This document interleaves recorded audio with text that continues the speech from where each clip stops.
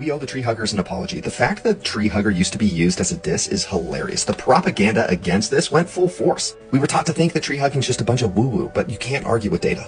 Hugging trees releases the hormone oxytocin. This hormone is responsible for emotional bonding, feelings of well-being, calmness, and trust. And there's many books out there like this one, Blinded by Science, where it really dives into the data behind hugging trees. But do you actually have to hug the tree? Well, research is showing that spending time around trees can actually reduce stress, improve immunity, lower blood pressure, accelerate recovery from illness or trauma. What's wild is literally walking amongst the trees, according to this Dr. David Schooley, can lower your chance of having a heart attack. Crazy.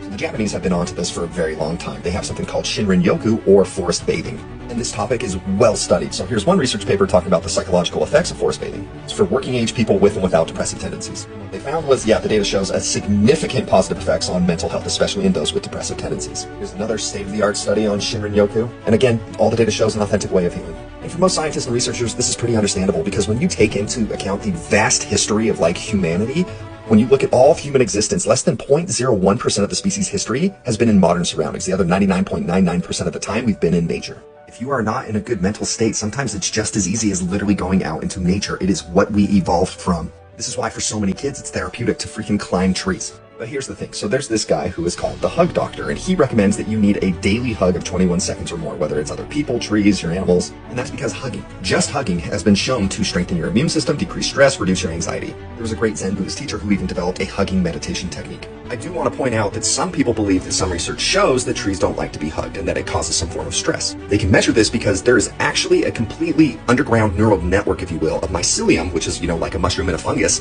that connects trees. They literally communicate underground.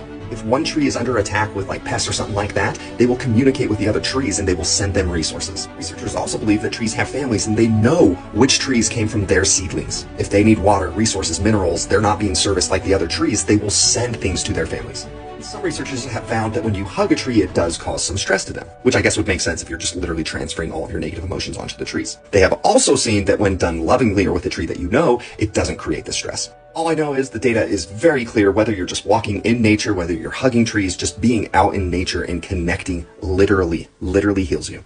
People have known this for thousands and thousands of years. It's just cool that we can now show the science proving it. Love you, bye.